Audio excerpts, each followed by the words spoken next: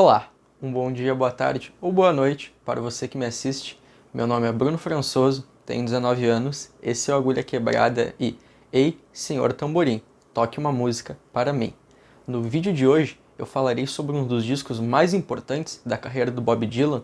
Estou falando do Bring It All Back Home, que no dia 22 de março desse ano de 2020 comemorou-se 55 anos do seu lançamento. Esse disco é extremamente importante para a carreira de Dylan pelo fato de ser nesse disco que ele começou a se eletrificar, o seu primeiro disco com uma guitarra elétrica e com uma banda de rock, muito diferente dos seus 4 discos anteriores, que eram discos muito mais acústicos, focado mais na voz e no violão. Sem mais delongas, vamos para o vídeo. Eu acho que mais importante do que falar sobre os 4 discos anteriores do Bob Dylan, é importante também falar como estava a época. Em 1963, os Beatles lançaram o seu disco de estreia, o Please Please Me, que popularizou a música pop, e a partir disso, várias outras bandas surgiram meio que na onda dos 4 garotos de Liverpool. O mundo estava diferente. A música pop, que durante muito tempo esteve nas mãos apenas dos americanos, tinha passado para as mãos dos britânicos. O presidente Kennedy foi assassinado em novembro de 63, havia a luta pelos direitos civis dos negros e também a Guerra do Vietnã estava acontecendo.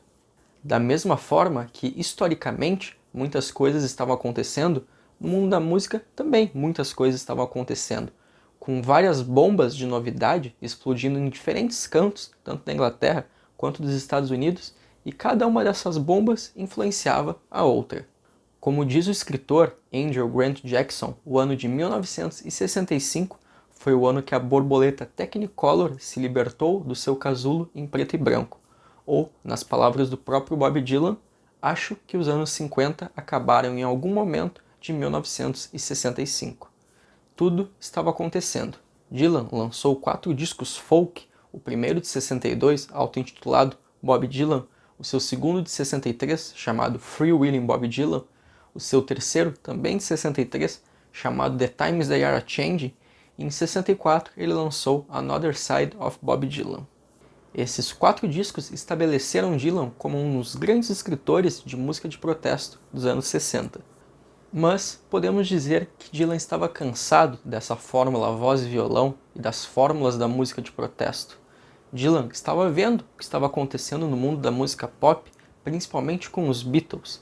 Vale informar que Dylan, em sua adolescência, teve praticamente as mesmas influências que os Beatles, como o próprio Little Richard, e desistiu do rock quando Buddy Holly morreu, indo para a música folk. O produtor de Dylan, Tom Wilson, queria que ele tocasse com uma banda, mas o seu empresário, Albert Grossman, queria vender Dylan como um cantor de folk, como um cantor de protesto, tanto que em 62 Dylan lançou um single chamado Mix Up Confusion, que tinha uma pegada mais rock and roll, mas logo foi tirada do mercado por Albert. Em fevereiro de 64, na mesma semana que os Beatles tocaram no The Ed Sullivan Show, Dylan estava no carro com seus amigos quando ouviu na rádio a música Wanna Hold Your Hand dos Beatles e ficou impressionado com o que ouviu, com os acordes, com as harmonias, e achou que os Beatles estavam cantando I Get High em vez de I Can't Hide na música. Vale informar também que no início de 64 os Beatles estavam na França quando ouviram pela primeira vez o disco The Free Wheelin' Bob Dylan, e nas palavras de George Harrison foi uma das experiências mais legais da viagem. A partir disso, os Beatles começaram a se aprofundar mais nas letras, e um bom exemplo disso é a música I Am a Loser, do John Lennon, presente no disco Beatles for a Sale. Como eu disse, cada um influenciava o outro. Então, no dia 28 de agosto de 64, os Beatles e Dylan se conheceram e Dylan apresentou a maconha aos 4 garotos de Liverpool. E dizem que foi esse encontro que reativou a paixão de Dylan pelo rock and roll. Como eu disse, Dylan estava cansado da fórmula das músicas de protesto, tanto que no seu disco de 64, o Another Side of Bob Dylan, ele trouxe músicas muito mais pessoais, muito mais introspectivas, tentando se afastar das letras mais políticas. E para esse disco, ele havia escrito já uma versão de Mr. Tambourine Man, mas ele não gostou do resultado e acabou guardando-a. Mas quando ficou pronta, ele passou a tocá-la ao vivo. Além de estar muito influenciado pelo poeta francês do século XIX, Arthur Rimbaud, que foi apresentado a Dylan por sua namorada Suzy Rotolo. Nas palavras de Rimbaud, preciso se tornar vidente, e para isso era necessário um prodigioso desordenamento racional em todos os sentidos. Também, em 64, Dylan foi apresentado ao LSD pelo produtor Paul Rothchild, que futuramente produziria os Doors. Em 1964 ainda, o grupo Animals lançou uma versão da música de Bob Dylan chamada The House of Rising Sun, que atingiu o primeiro lugar nos dois lados do Atlântico. E nas palavras do crítico musical Dave Marsh, essa foi a primeira música folk rock. Tom Wilson pegou alguns músicos de estúdio e pediu para eles tocarem algumas músicas de Dylan, mas no estilo mais rock and roll, para mostrar para Bob como seria. Além disso, Dylan se encontrou com um grupo de Los Angeles chamado The Byrds, que estavam trabalhando numa versão elétrica de Mr. Tambourine Man. Tudo isso inspirou ao que veio a se tornar o Bring It All Back Home, o quinto disco de Dylan, o seu primeiro com uma banda, o seu primeiro com guitarra elétrica e o seu primeiro disco de rock de fato. Era impossível ver tudo o que estava acontecendo no mundo da música e ficar parado. Boa parte das músicas foram escritas no seu apartamento, estúdio, em cima do café expresso em Woodstock, enquanto Dylan fumava maconha, tomava café ou bebia vinho. Dylan rasgava várias fotos de jornais e de revista e as espalhava pelo chão e sentava no meio delas com o violão, daquela maneira desordenada e racional que Rimbaud falou. Mas ele não se inspirava diretamente nas imagens, mas usava as impressões deixadas por elas. O novo material de Dylan misturava a história dos Estados Unidos, citações bíblicas, canções românticas e algumas músicas de protesto. O disco começou a ser gravado no dia 13 de janeiro de 1969 no estúdio da Columbia, em Nova York. No primeiro dia, Dylan alternou entre solos de piano e solos de violão, aquecendo para o segundo dia. No dia 14, o produtor Tom Wilson trouxe um exército de músicos, 3 guitarristas, 2 baixistas, um pianista e um baterista. Não houve ensaio para as músicas e, como disse o violonista Bruce Langhorne, havia uma química telepática entre os músicos. Durante 3 horas, das 2h30 às 5h30, foram gravadas praticamente todas as músicas do lado A, sendo que a música Subterranean Homesick Blues foi gravada em apenas um take. Durante a noite, Dylan retornou ao estúdio com o guitarrista John Sebastian, que na ocasião usou o baixo, e John Hammond Jr., que tocou o violão, mas nada do que foi gravado nessa sessão apareceu no disco. No dia 15, os músicos originais retornaram ao estúdio para mais uma sessão de 3 horas, das 2h30 às 5h30, com exceção do pianista Paul Griffiths, que não conseguiu chegar no horário a tempo e foi substituído por Frank Owens. Eles finalizaram o lado A do disco e a música Meg's Farm também foi gravada em apenas um take, e no mesmo dia eles finalizaram o lado B. Por mais que nesse disco Dylan tenha começado a se eletrificar, esse disco não foi tão criticado pelos seus fãs mais xiitas como futuramente ele seria no disco Highway 61 Revisited, lançado no final de agosto de 65. Além disso, esse foi o primeiro disco de Dylan a atingir o top 10 das paradas, atingindo o 6º lugar da Billboard. Como dito anteriormente, boa parte das músicas que estavam no topo das paradas pertenciam aos britânicos, principalmente o rock, e que esse rock britânico era muito influenciado pela música americana. Então a ideia de Dylan com o título era trazer o rock and roll de volta para casa, tirando a coroa dos britânicos e colocando mais uma vez na cabeça dos americanos. A foto da capa foi tirada por Daniel Kramer e eu acho que de todas as capas da imensa carreira do Dylan, essa é a minha favorita, principalmente pelos vários segredos que estão nela.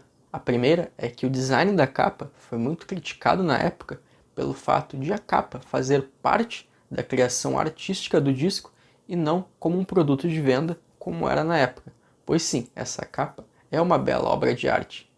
Outro é em relação à roupa que Dylan usa, pelo fato de nos discos anteriores Dylan sempre estar se parecendo com um personagem do povo, e nesse aqui ele veste roupas mais chiques, meio que se distanciando desse povo. Ali perto da lareira está o seu disco anterior, o Another Side of Bob Dylan, o que talvez represente que toda a sua carreira anterior ao Bring It All Back Home pode ser descartada. A mulher de vermelho na capa é Sarah Grossman, esposa do empresário de Dylan, Albert Grossman, e essa foto foi tirada na casa deles em Woodstock. Essa também foi a primeira capa de um disco de Dylan sem o nome das canções na capa, o que a gravadora não gostou nem um pouco, mas Albert Grossman bateu o pé e insistiu para que fosse assim. E tem uma lenda que dizem que sempre que Dylan gosta do disco que está lançando, ele está olhando diretamente para a câmera. Dizem que o nome do gato que Dylan está segurando na capa chama-se Rolling Stone e que, curiosamente, alguns meses depois, Dylan lançaria a música Like a Rolling Stone. Mas o mais interessante é o estilo da foto. Daniel Kramer usou um efeito muito semelhante ao de olho de peixe, girando lentamente a lente da câmera para dar a impressão que o universo ao redor de Dylan está se mexendo. Mas como o efeito de olho de peixe muitas vezes dá a impressão de estarmos observando aquilo que não devíamos, Dylan, que sempre pareceu como um homem do povo, talvez não quisesse ser visto naquele ambiente ali mais chique, ou realmente queria. Ou como um fã que disse para Dylan em 65 que ele só estava ali para dar risada. O disco é composto por 11 músicas, sendo 7 no lado A e 4 no lado B, sendo o lado A do disco o lado elétrico e o lado B o lado acústico. Subterranean Homesick Blues. A faixa que abre o disco é uma das músicas mais conhecidas de Dylan e uma das que eu mais gosto também. Essa música foi lançada como single 2 semanas após as gravações do disco e foi a primeira música de Dylan a atingir o top 40, atingindo a posição 39 da Billboard. O nome da música foi inspirado no livro Os Subterrâneos, de Jack Kerouac, um dos pais do movimento beat. Em 1965, foi gravado um clipe para essa música, um dos primeiros na época, que serviria de trailer e de abertura para o documentário de 67, chamado Don't Look Back, que documentava a turnê britânica de Dylan lá de 65. O clipe foi gravado num beco perto do Savoy Hotel, em Londres, e que mostra Dylan segurando cartazes relacionados com a letra da música que toca junto. Os cartazes da música foram escritos pelo cantor Donovan, Allen Ginsberg, Bob Newhart e pelo próprio Dylan também. Existem outras 2 versões desse clipe, uma no terraço do Savoy Hotel e outra no Embankment Gardens.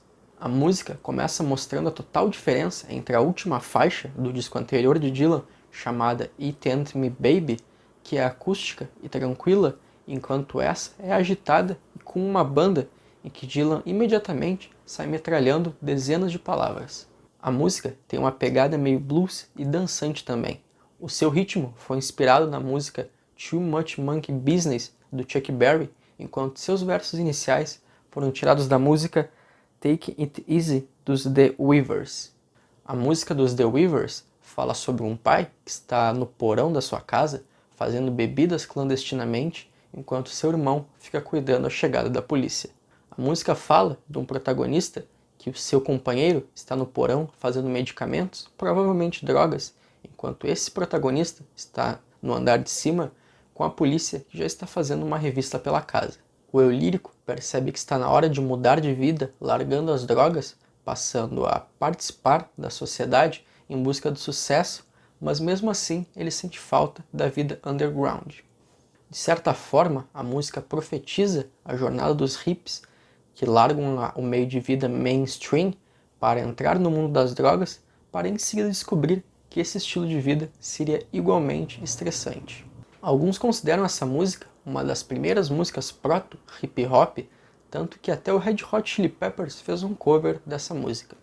Mas a música vai além dessa história, criticando também todo o sistema social americano, como por exemplo quando aconselha o eu lírico a ficar longe daqueles que carregam mangueiras de incêndio, fazendo referência a uma manifestação pacífica pelos direitos civis que os manifestantes foram espancados e pulverizados por essas mangueiras de alta pressão. She Belongs to Me. A segunda faixa do disco é calma e tranquila, muito diferente da anterior, sendo uma música de amor, só que uma música de amor um pouco irônica. O mais provável é que a música seja sobre Joanna Baez, pelo fato de Dylan escrever na letra que o seu amor usa um anel egípcio da mesma forma que Baez usava. Quando Dylan e Baez se conheceram, ela era uma estrela muito maior que Dylan na época, levando ele em seus shows e dando até um espaço solo para ele. E Baez até visitou o estúdio durante as gravações. Essa música possui várias versões gravadas em estúdio, uma gravada no dia 13 de janeiro, só que acústica, e a que aparece no disco foi gravada dia 14 e possui um baixo tocado por Bill Lee e uma guitarra tocada por Bruce Langhorne. O crítico musical Robert Shelton disse que a música tem uma levada muito semelhante a uma valsa, por mais que ela use o tempo 4/4 e não o 3/4, que é muito mais comum nas valsas. Como eu disse, a música é um pouco irônica, principalmente pelo seu título, por falar que a garota pertence ao eu lírico, mas na letra é exatamente o contrário que ocorre, sendo que esse ela tem que ser saudada a todo momento e sempre receber presentes. Meg's Farm. A terceira faixa do disco volta à agitação da primeira música, sendo elas duas muito semelhantes. No Newport Folk Festival de julho de 65, Dylan tocou essa música com sua banda, só que numa versão muito mais agitada e muito mais rápida, o que irritou os seus fãs mais xiitas. Eu vou colocar na descrição, caso alguém queira conferir. Além disso, a música pode ser uma reescrita da música Down on Penny's Farm, dos Bentley Boys, de 1929. A música possui várias interpretações. A mais óbvia é que Dylan faz uma crítica aos trabalhos abusivos em uma fazenda, mas a letra da música possui uma profundidade muito maior e vai além disso, como a interpretação de que Dylan quer se libertar das amarras da música folk, como se a música folk fosse a verdadeira opressora da música, como por exemplo quando ele canta os versos: "Eu tenho uma cabeça cheia de ideias e isso está me deixando louco". A música também pode ser vista como um grito de guerra da contracultura e uma crítica de Dylan à sua gravadora. Love Means Zero Over No Limit. A quarta faixa do disco é mais uma romântica, muito semelhante a She Belongs to Me, fugindo daquela estrutura mais de blues. Mas nesse caso, a música é sobre Sarah Lourdes, que Dylan tinha começado a sair em segredo e que era escolinha da Playboy, e que Dylan alugou um quarto no mesmo hotel onde ela morava para ficar mais perto dela. A música traz várias frases em oposto, por exemplo, ao falar que o seu amor fala com o silêncio, que não há sucesso como fracasso e que o fracasso não é sucesso em tudo. Além disso, a música traz várias imagens que fazem referência ao livro bíblico de Daniel, ao cantar "Estátuas feitas de palitos de fósforo desmoronam uma na outra". Outra que fala que as pessoas tiram suas próprias conclusões na parede, fazendo referência ao trecho bíblico que fala do fim do Império Neobabilônico.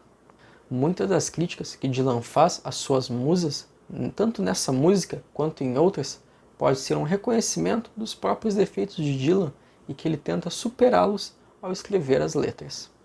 O título da música pode significar tanto que não existe limites para o amor e que também todo amor é um risco. Outlaw Blues. A quinta faixa do disco retoma a agitação das músicas anteriores e o mesmo formato também.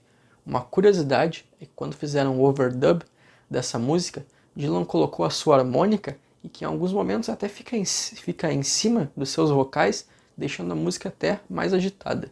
A letra fala sobre um eu lírico que quer mudar, fazer algo diferente, explorando uma vida boêmia e até mesmo uma vida fora da lei, como por exemplo quando ele fala que poderia muito bem ser Robert Ford, mas se sente como Jesse James. Essa citação faz referência a Robert Ford, um assassino do final do século XIX que ficou conhecido por matar o seu chefe, o Jesse James. On the Road Again. A sexta faixa do disco é mais uma rock and roll, com o seu título sendo uma referência ao livro de Jack Kerouac chamado On the Road, mas também pode ser uma referência a uma música chamada On the Road da Memphis Jug Band, que conta a história de uma mulher infiel. Nessa música, a letra é muito engraçada, principalmente pelas várias imagens absurdas que ela traz, como por exemplo quando o eu lírico fala que tem que conviver com a família de sua namorada, com sua sogra, que vive se escondendo dentro da geladeira, com o seu sogro, que vive usando uma máscara de Napoleão Bonaparte.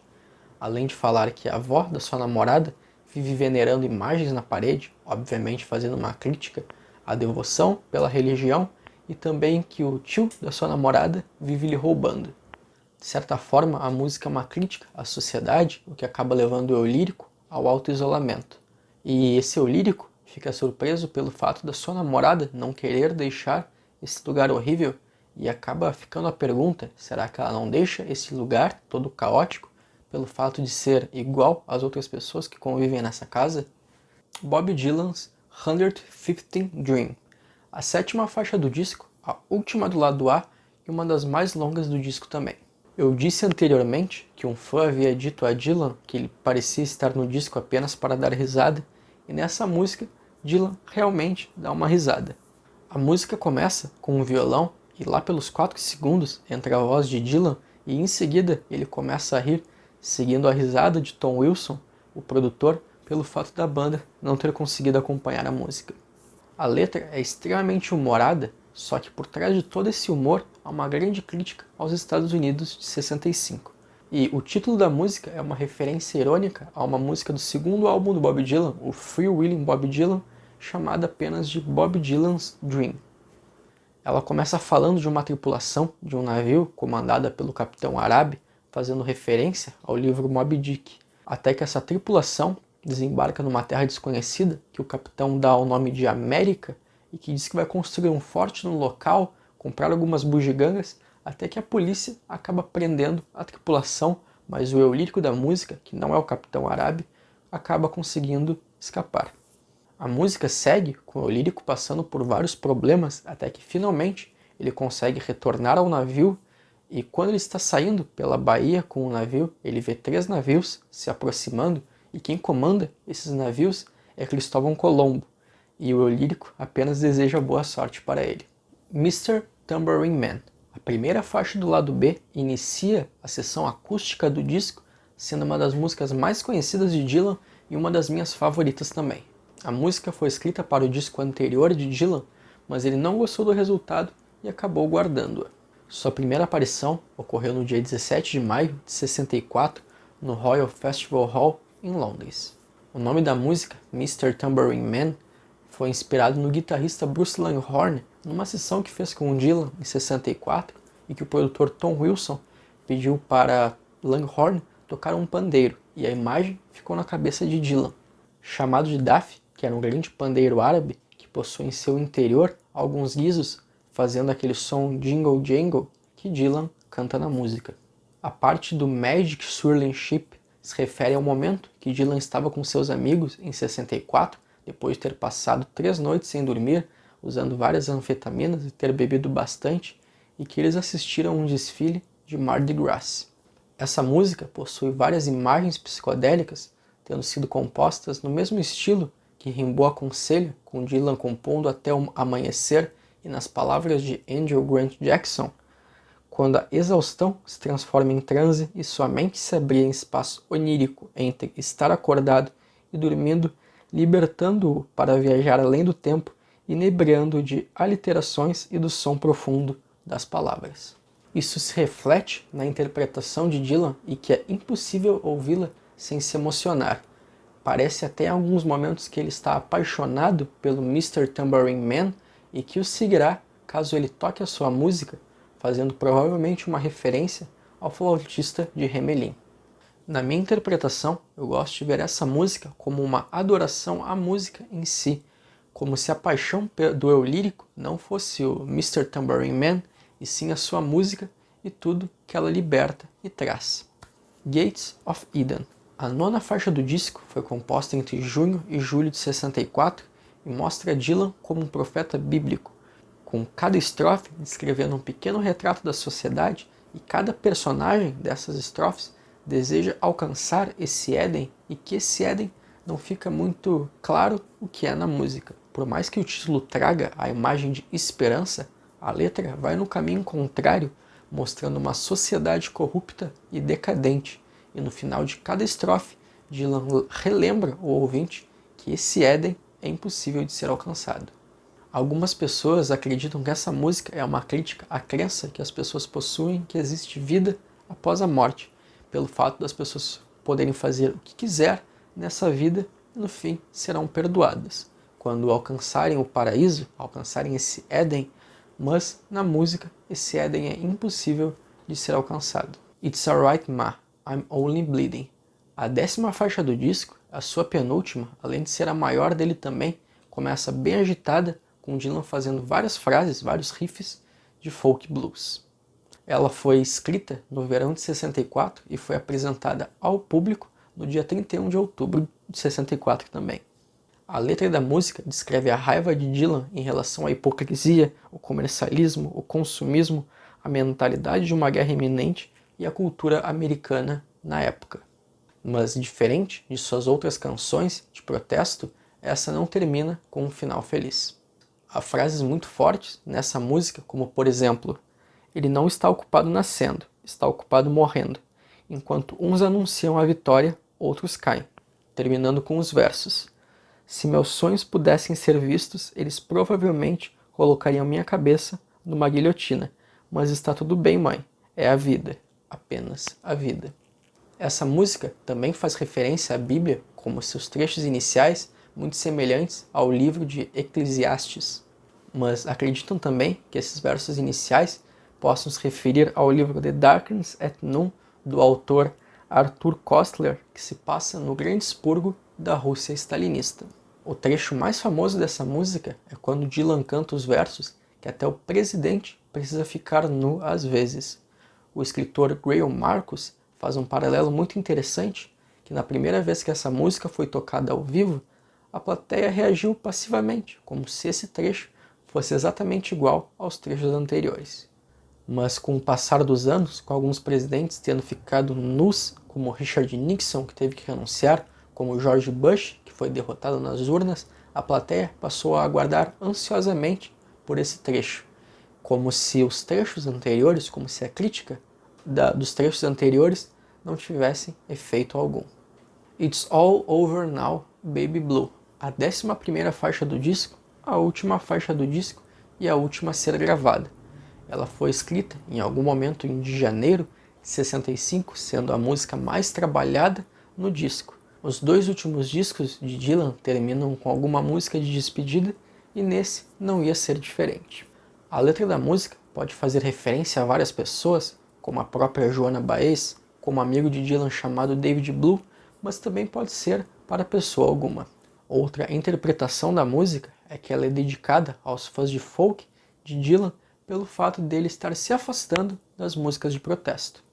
Isso pode ser confirmado pelo fato de, no Newport Folk Festival de 65, depois da banda elétrica de Dylan ser vaiada pelo público, ele encerrar a sua apresentação com essa música. Mas a música também pode ser uma despedida para o próprio Dylan folk também. Mas, em resumo, a música é sobre um fim de relacionamento, um relacionamento que teve muito carinho, mas que finalmente acabou. Conclusão: Bring It All Back Home pode ser o primeiro disco de rock que absorve toda a poesia da arte, não sendo apenas uma coleção de canções, pois, de fato, esse disco sim é uma grande obra de arte. Sendo esse disco um grande precursor de uma geração de discos seguintes, como o Pet Sounds do Beach Boys, o Sgt. Pepper's dos Beatles, o Dark Side of the Moon do Pink Floyd. Espero que quem tenha assistido ao vídeo até aqui tenha gostado e se interessado. E não se esqueça de curtir o vídeo e se inscrever no canal para quem não é inscrito e compartilhar com seus amigos que gostam do Bob Dylan ou que simplesmente gostam de música para mais pessoas terem acesso a esse conteúdo. Até a próxima!